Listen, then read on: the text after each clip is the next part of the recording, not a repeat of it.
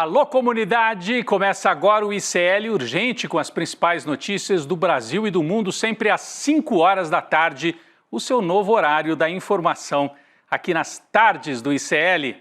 Sempre com a gente lá na redação já está a postos a Laura Cotio, que traz atualizações e hoje tem muita notícia chegando, especialmente de Brasília, porque amanhã começa o julgamento do Bolsonaro. O ICL vai fazer uma super cobertura. Boa tarde, Laura. Boa tarde, Rodrigo. Isso mesmo, a equipe do ICL já está preparada para o julgamento de amanhã. Exatamente. Boa tarde para você que mora nesse país em que um ex-presidente da República, cujos apoiadores, cujo filho, na verdade, eles diziam que poderiam fechar o Supremo Tribunal Federal com um cabo e um soldado.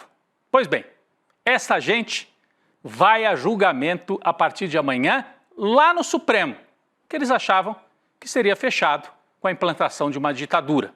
São as voltas que a história dá. Pois bem, amanhã começa na primeira turma lá do Supremo Tribunal Federal, começa o julgamento do chamado núcleo crucial do golpe, né? Podem se tornar réus Bolsonaro e outros 7 asseclas, 7 assessores, apoiadores, ex-ministros. Vamos dar uma passada rápida aqui. O núcleo crucial do golpe, segundo a Procuradoria-Geral da República, essa é a turma que vai a julgamento a partir de amanhã. Atenção, é o recebimento da denúncia por enquanto, não é o julgamento final. O Supremo, a primeira turma, vai dizer, eles viram réus ou não viram réus? Jair Bolsonaro e mais 7 estão por aqui. Nós temos um quadro, uma arte, detalhando o chefe da trama, segundo a Polícia Federal e segundo a Procuradoria-Geral da República. O chefe da trama, Jair Bolsonaro, ex-presidente da República, promoveu ataques ao sistema eleitoral, inclusive para embaixadores estrangeiros dentro do Palácio, atuou na edição da versão final do decreto golpista, tudo isso segundo a investigação da polícia, tá? Pressionou militares a aderir ao golpe de Estado ainda em 2022, interferiu em relatório das Forças Armadas sobre as urnas eletrônicas e tinha conhecimento de plano para assassinar autoridades. Ele tinha conhecimento, segundo a Polícia Federal, do plano de que, se necessário, matariam Alexandre de Moraes, Lula e Alckmin, que àquela altura já estavam eleitos, e o Alexandre de Moraes, que era o presidente do TSE. Além do chefe da trama, quem é mais que vai a julgamento a partir de amanhã na primeira turma do STF em Brasília? Está aqui, ó, o núcleo do golpe. Alexandre Ramagem, deputado federal, ex-diretor da ABIN, diretor-geral, chefe da ABIN, acusado de prestar auxílio direto a Bolsonaro na deflagração do golpe. Almir Garnier Santos, o almirante Garnier. Ele foi chefe, o comandante-maior da Marinha Brasileira, acusado de aderir ao plano golpista numa reunião com chefes das Forças Armadas. O Bolsonaro perguntou para os 3, quem está comigo no golpe? E segundo a investigação, o Garnier foi o que disse, eu vou. Os outros 2 não teriam topado aderir. Ele também está no núcleo. Anderson Torres, ex-ministro da Justiça e ex-secretário de Segurança do Distrito Federal no dia 8 de janeiro, mas ele tirou licença, Deixou a bomba estourar, literalmente. É acusado de mentir sobre as urnas, de fechar rodovias no dia da eleição, já que a Polícia Rodoviária Federal estava sob a guarda dele. Ele era o ministro da Justiça naquele dia do segundo turno, quando o bolsonarismo tentou impedir muita gente de votar. O núcleo do golpe, tem mais gente, tem mais 4 que nós vamos agora virar a página e mostrar. Vamos lá, gente, rapidinho aqui, a próxima página aqui que mostra os golpistas. Aqui, Augusto Heleno, general da reserva, ex-ministro. Paulo Sérgio Nogueira, general da reserva, ex-ministro da Defesa. Braga Neto, general da reserva, e foi o vice na chapa derrotada, e um articulador do golpista está preso, o Braga Neto. Vai para julgamento preso. E para completar o núcleo do golpe, o Mauro Cid, ajudante de ordens, que fez uma delação premiada e tem uma importância estratégica porque conhecia de perto tudo que se passava dentro do palácio. Quem é que vai fazer o julgamento? Rapidinho a gente já vai chamar a Heloísa Vilela, que está lá no STF. Mas primeiro, quem é que vai julgar? Os 5 ministros nós temos aqui, a primeira turma do STF. Eu vou trazer os nomes, então, Alexandre de Moraes, que é o relator, a Carmen Lúcia, o Cristiano Zanin, o Flávio Dino e o Luiz Fux. São os 5 ministros que vão fazer o julgamento. Já já nós vamos a Brasília. Laura Couto, você pode complementar aqui então as informações para a gente, por favor. Rodrigo, nos bastidores, os ministros e assessores jurídicos do Supremo enxergam essa etapa como um teste relevante para a resistência institucional diante dessa possível escalada de ataques ao judiciário. Então, a sessão de amanhã é vista como um momento chave para medir o comportamento das defesas, a postura do tribunal e como o público vai receber essa denúncia e esse julgamento. E segundo apurou uma reportagem do ICL, a expectativa é de que algumas defesas adotem um tom agressivo com foco em discursos políticos e ideológicos. Rodrigo. Muito bem, a gente vai saber tudo isso amanhã. Vamos transmitir ao vivo o julgamento da primeira turma aqui no ICL, com toda a nossa equipe de analistas, colunistas e repórteres que estão a postos também lá em Brasília. Nós vamos agora para a Praça dos Três Poderes, em frente ao prédio do Supremo Tribunal Federal. Está a nossa colega, a minha colega, Heloísa Vilela. Heloísa, você pode trazer para a gente os preparativos? Eu estou vendo que tem cerca, né? O ICL Notícias Primeira Edição já trouxe alguns detalhes. O que você pode dizer aí para a gente? Como é que está preparado o esquema no STF para o julgamento? Olha, boa tarde, Rodrigo. Olha, a preparação, a gente vê algumas coisas e outras são invisíveis, porque existe uma preocupação muito grande com a segurança cibernética. O STF tem sido alvo de muitos ataques cibernéticos que tentam inundar o sistema com a entrada de vários robôs ao mesmo tempo para derrubar exatamente esse sistema cibernético. Então houve um investimento grande para que isso não aconteça, né? A internet aqui precisa funcionar bem porque os processos são enormes e tudo isso roda nos computadores. Agora, aqui fora, a gente já vê hoje uma grande movimentação de segurança, mas eu desconfio que amanhã vai ser ainda mais intensa, porque hoje ainda não tem ninguém aqui, mas amanhã todos os advogados dos acusados estarão presentes, cada um vai ter 15 minutos para falar. Então a gente vê aqui do meu lado, do lado de lá da Praça dos Três Poderes, tem um caminhão da Polícia Militar, um ônibus da Polícia Militar. Tinham 2 hoje de manhã. Tem um carro aqui na minha frente, tem uma outra van aqui do meu lado, tem um carro que fica ali no gramado do Congresso Nacional, tem policiais estacionados ali no estacionamento do STF, ou seja, está cercado de segurança aqui. A gente já foi abordado hoje 2 vezes por equipes de segurança que vieram saber o que a gente estava fazendo, muito educadamente, perguntar o que a gente estava fazendo aqui, que matéria a gente ia fazer, enfim. Então, a segurança não vai faltar, viu, Rodrigo? Porque esse é um investimento que o STF vem fazendo desde 2018, porque quando era candidato, o Bolsonaro já atacava o STF. Então, isso é um investimento que o STF já vem fazendo, viu, Rodrigo? Exatamente, Heloísa. Você pode trazer para a gente, você trouxe aí o esquema de segurança, como você bem disse, tem uma parte que é invisível e é melhor que seja assim, né? Porque aí você não dá a dica para quem eventualmente queira aprontar alguma coisa. Mas e a sequência do julgamento, né? A gente tem uma sequência até para que o nosso público, a nossa comunidade, comece a entender o que vai acontecer amanhã. A gente tem um quadro aqui também, você podia ir trazendo para a gente a sequência e a gente coloca aqui na tela esse quadro, quem é que fala primeiro o procurador, que juiz é que fala primeiro, que ministro e depois as defesas. Por favor, Heloísa.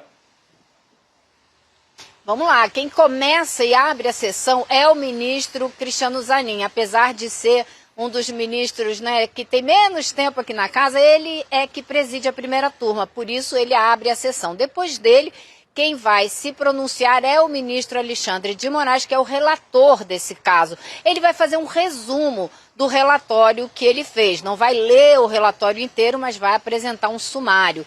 E depois dele, o Procurador-Geral da República, Paulo Gonet, terá 30 minutos para fazer a sustentação oral da acusação. Ou seja, ele é que vai explicar em mais detalhes por que esses 8 indiciados, essas 8 pessoas, devem ser transformadas em réus desse processo que vai começar aqui no STF. Depois dele, virão então os advogados de defesa das 8 pessoas acusadas, cada um com 15 minutos para apresentar os seus argumentos e defender o seu cliente. Depois disso, então, começam as votações. Os ministros farão 2 rodadas de votação. Uma primeira votação é como eles estão chamando a votação preliminar, né, de temas que os advogados vão apresentar para tentar derrubar o mérito, ou seja, derrubar o motivo central dessa acusação. Eu só ia dizer que a gente tem um quadro, uma segunda parte desse quadro para ilustrar isso que você vinha falando. Estava ali na primeira ainda, mas segue, por favor. Você falou que tem os votos preliminares e depois... E aí depois eles vão votar o mérito, ou seja, aí é a parte que a gente quer ver o resultado, né, Rodrigo, quanto antes. É quando eles vão dizer um a um se acreditam que cada um desses réus deve se tornar, cada um desses indiciados deve se tornar réu. Uma vez que eles se tornem réus, então aí sim o STF vai marcar a data para começar essa ação penal, ou seja, aí sim eles já estarão sendo julgados por crimes que teriam cometidos. A gente não pode dizer que cometeram até que eles sejam considerados culpados, não é verdade? Mas é isso, essa é a sequência do que a gente vai ver aqui amanhã e a gente vai acompanhar, né, Rodrigo, bem de pertinho para ver qual é a defesa que esses advogados vão apresentar. Isso eu acho que vai ser a parte mais curiosa para a gente prestar atenção. Não, estou curioso também, eu gostei aqui, dentro das 4 linhas da Constituição, né? O bolsonarismo falava em fechar o Supremo com um cabo e um soldado e amanhã vai a julgamento lá no Supremo que eles diziam que seria fechado, né? E o Bolsonaro dizia, dentro das 4 linhas da Constituição, será julgado dentro das 4 linhas da Constituição. Já volto com você, Heloísa, porque a Laura Couto, da nossa redação, tem alguns detalhes sobre a defesa do Bolsonaro, depois a Heloísa vai comentar também. Laura, é com você, então, para trazer esses detalhes sobre a defesa, né? A Heloísa dizia que está curiosa para ver quais vão ser os argumentos, né? Você já pode adiantar alguma coisa para a gente? Rodrigo, a defesa do Bolsonaro vai basicamente alegar falta de provas, de que a denúncia da PGR traz múltiplas narrativas que são contraditórias entre si, de que os fatos do 8 de janeiro não se relacionam com os fatos anteriores, de que não há provas ligando o ex-presidente ao 8 de janeiro, muito menos de que ele direcionou, ordenou ou planejou a tentativa de golpe. Além disso, eles vão alegar de que os discursos e lives que o Bolsonaro fez e também nas reuniões com os militares não seriam atos de execução e que por isso não poderiam ser enquadrados como crime, Rodrigo. Bom, são os argumentos que a Laura traz aí para a gente, a expectativa de que sejam apresentados pelos advogados. Eu vou voltar então lá para Brasília, porque a Heloísa queria comentar isso, né, Elo? A expectativa em relação à defesa dos acusados de Bolsonaro e dos outros também. Nós temos aí 3 generais acusados, né? Um almirante. Heloísa, o que você pode trazer para a gente em relação a isso? Olha, Rodrigo, tem vários fatos aí interessantes, argumentos que são curiosos. Por exemplo, vai causar muito impacto, eu acredito, se for repetido aqui no tribunal, a argumentação que já apresentou o ex-ministro da Defesa de Bolsonaro, o Paulo Sérgio Nogueira. Por quê?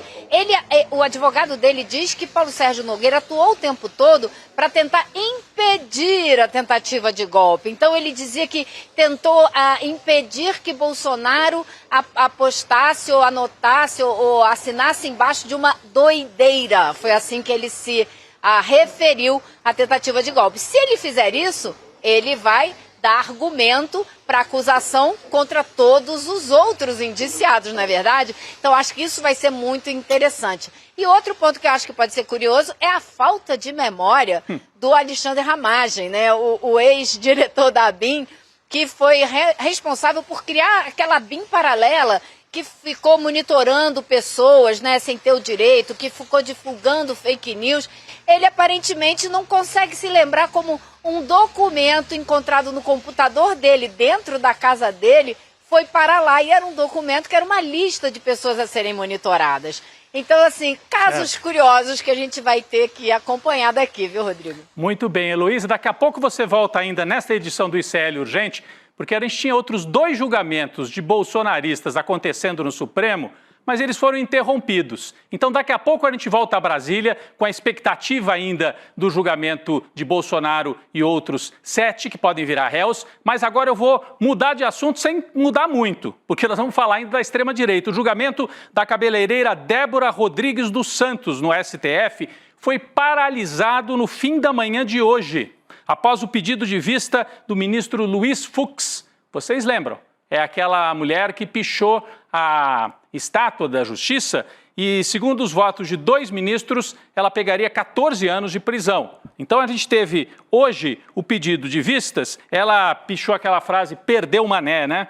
Na estátua da Justiça. O julgamento dela, no plenário virtual da primeira turma, terminaria no próximo dia 28, na próxima sexta-feira. Mas com o pedido de vista, a data para a retomada ainda será definida. Laura Couto tem mais informações, é uma novidade de hoje, né? Bem na semana em que o Bolsonaro também será julgado. Laura. Pois é, Rodrigo, o placar está 2-0, então votos do Alexandre de Moraes, que é o relator do caso, e do Flávio Dino. Esses dois ministros, eles ressaltam que a Débora não foi acusada pela PGR só pela pichação, mas sim por ter aderido ao movimento golpista. Por isso que ela pode ser condenada à abolição violenta do Estado Democrático de Direito, golpe de Estado, dano qualificado, deterioração do patrimônio tombado e associação criminosa armada. Mas o Fux indicou que vai estudar melhor o caso para verificar as circunstâncias dos crimes que foram atribuídos pela PGR. Vale lembrar, Rodrigo, que a Débora também esteve presente nos quartéis generais do Exército em Brasília pedindo golpe de Estado depois que o Jair Bolsonaro perdeu as eleições em 2022, Rodrigo. Sim, ela não está sendo julgada, como disse o Tarcísio outro dia. Estão julgando uma pessoa só porque usou batom na estátua. Não, não. Ela participou de várias etapas desta atividade que poderia levar, sim, à implantação de uma nova ditadura no Brasil. Então isso é importante que fique claro. O ministro Luiz Fux pediu vistas e para, por enquanto, o julgamento e retoma em breve. Olha, juristas, Laura, consultados pelo ICL, e isso está na página do ICL Notícia, eu vou até pedir para a gente, não sei se a gente pode colocar no telão também esta notícia, juristas consultados pelo ICL não viram irregularidade nem desproporcionalidade na pena estabelecida pelo relator do caso, Alexandre de Moraes, para a Débora, 14 anos. Eu vi os bolsonaristas dizendo, é muito tempo, coitada, uma mulher estava lá com o batom. Né?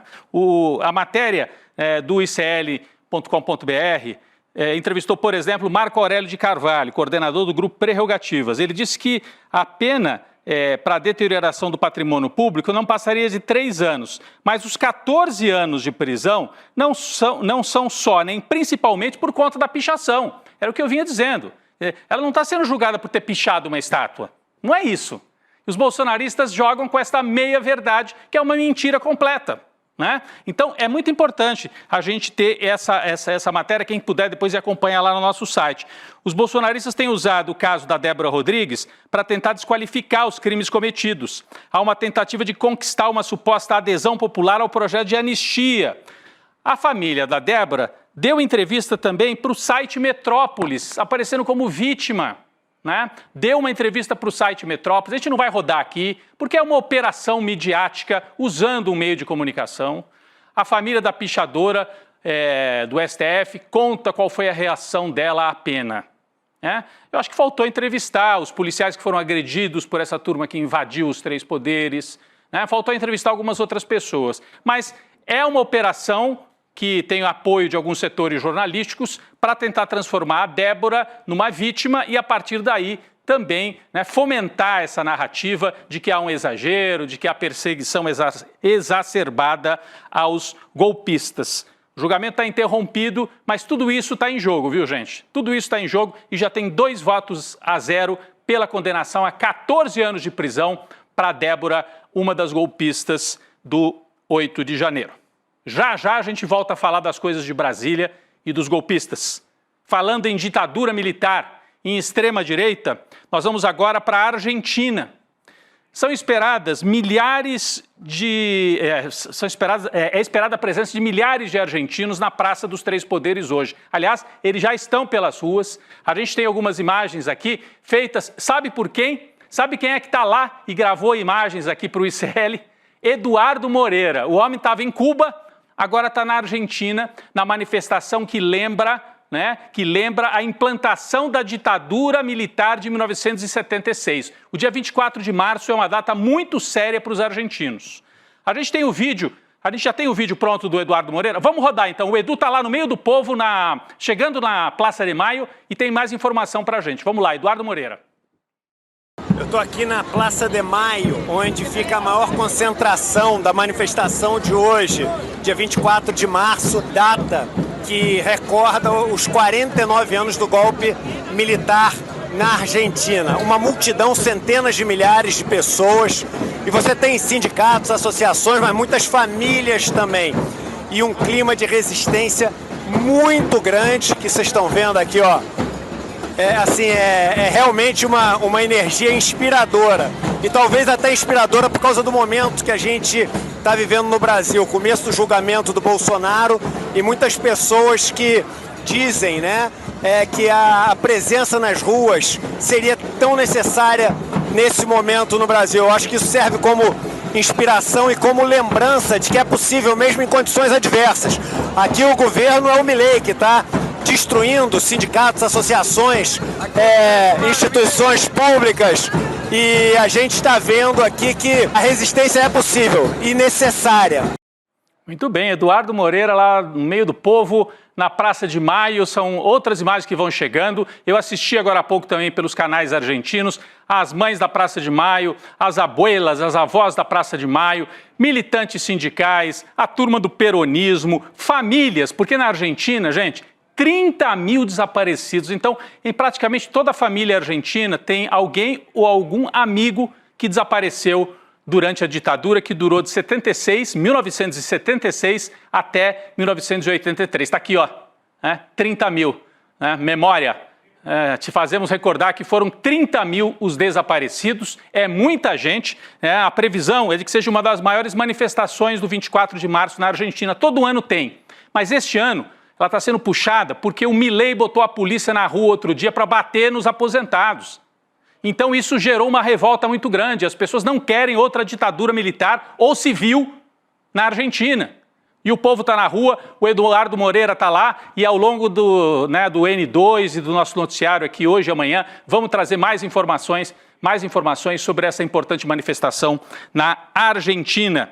Ainda no noticiário internacional, saímos da Argentina agora e temos uma nota triste, Uma nota triste envolvendo um brasileiro palestino. Foi confirmado hoje, gente. O brasileiro palestino Walid Khaled Abdallah, de 17 anos apenas, morreu neste domingo na prisão de Megido, não sei se eu estou pronunciando certo, em Israel. Ele era prisioneiro, refém das tropas israelenses, com apenas 17 anos. Sabe por quê? Os israelenses dizem que a turma deles é refém do Hamas, e é. Essa turma de palestinos é refém, não é prisioneiro, é refém do Estado fora da lei de Israel. E é preciso dizer isso. E esse rapaz brasileiro foi morto. O local onde ele foi morto é conhecido por ser um centro de tortura com choques elétricos, espancamentos e até uso de cachorros contra os prisioneiros palestinos. O brasileiro palestino teria sido sequestrado pelo exército israelense na Cisjordânia no dia 30 de setembro de 2024. Vamos para a redação. Laura Cote conversou com gente importante aí da comunidade palestina no Brasil e tem mais informações para a gente sobre essa trágica notícia. Laura. Rodrigo, hoje de manhã eu conversei com o Walid Rabah, que é o presidente da Federação Palestina do Brasil, a FEPAL.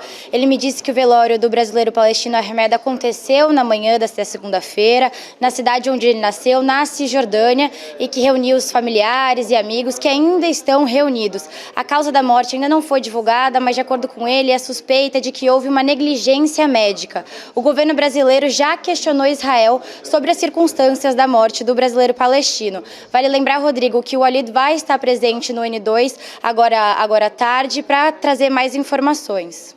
Muito bem, Laura. Nós vamos então acompanhar a entrevista do representante da FEPAL, no Estéreo Notícias, segunda edição, para atualizar, trazer mais detalhes sobre esta morte do brasileiro palestino de 17 anos, morto dentro de uma prisão israelense.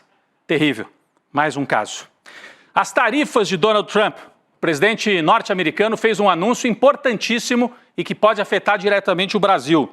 Diz que qualquer país que comprar gás ou petróleo da Venezuela será taxado em 25% sobre negociações feitas com os Estados Unidos. Trump disse que essa tarifa secundária, como ele está chamando, entrará em vigor no dia 2 de abril. Vamos de novo para a redação, que a Laura Costa tem mais informações sobre o tarifaço do Trump. Cada hora ele anuncia uma nova. Laura. Rodrigo, na sua rede social Truth Social, o Trump disse que impôs essa tarifa na Venezuela por inúmeras razões, mas principalmente pelo fato de, segundo ele, enviar propositalmente dezenas de milhares de criminosos que têm sido muito hostis com os Estados Unidos e as liberdades defendidas pelo país. Isso de acordo com Donald Trump aí na sua postagem na Truth Social, acho que a gente tem um print. Ainda na publicação, ele disse que toda a documentação vai ser assinada e registrada e que a tarifa vai passar a valer a partir do dia 2 de abril abril, que é, segundo ele, o Dia da Libertação da América.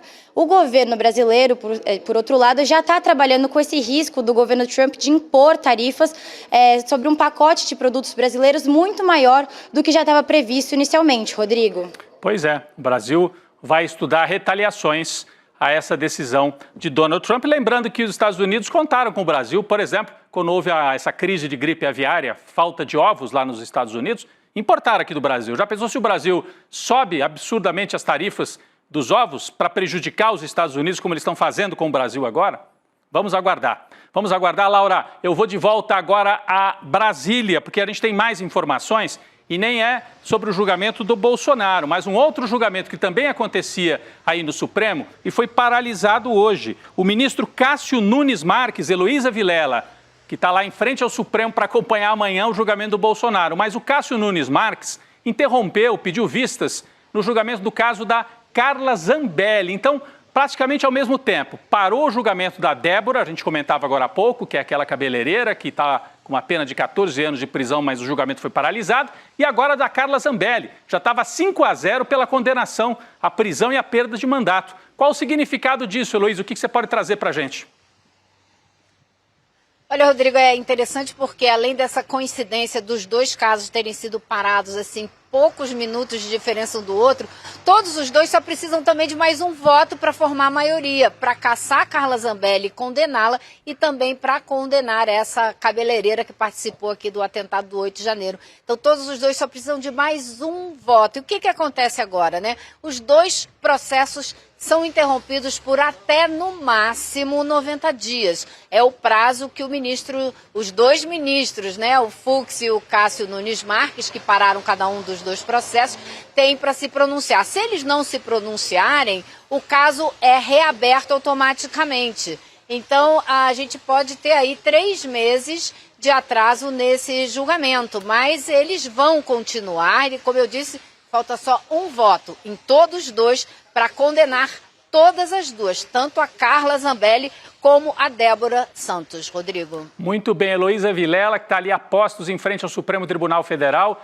e amanhã participa com toda a equipe do ICL. Nós vamos ter 4 repórteres em Brasília. Segurança aí, né, Rodrigo? Eu vi, passou ali bem pertinho de você, né? Eles ficam ali olhando, porque já teve um sujeito que se explodiu aí do lado, lá onde você está quase, né, Elo?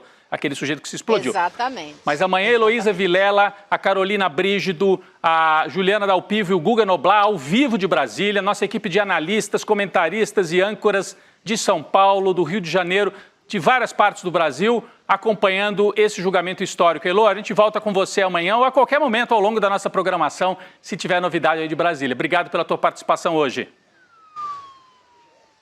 Tchau, tchau, Rodrigo. Valeu, Heloísa. Laura Couto também, eu queria te agradecer pela participação, né? Um dia cheio de notícia e de expectativa para o julgamento de amanhã. Só para lembrar, hoje, a última nota aqui do ICL Urgente, a ex-presidente Dilma Rousseff, Laura Couto, foi reeleita como presidenta do Banco dos BRICS por unanimidade, o novo Banco de Desenvolvimento, NBD. O mandato começou em março de 2023 e segue até julho deste ano, agora foi estendido por mais 5 anos.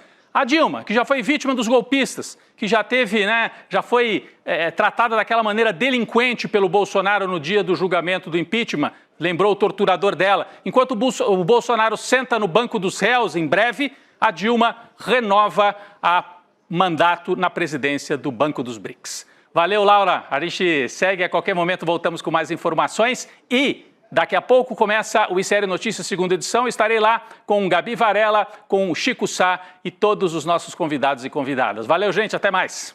Você é corredor de 5K, de 10K, você corre meia, você corre maratona e você tem aqueles desafios que todo atleta tem. Você fica nervoso antes de treinar, você fica nervoso antes de uma competição. Parece que você bateu no seu limite e não consegue avançar dali. Pois é, as pessoas que praticam esportes encontram esses desafios. A gente resolveu fazer uma jornada esportiva e aprender com os maiores atletas da história, no Brasil e no mundo. E vai começar essa jornada no dia 30 de março, às 8 horas da noite, com Mark Allen, o maior triatleta de todos os tempos. Todo mundo vai se transformar com os ensinamentos dessa feira.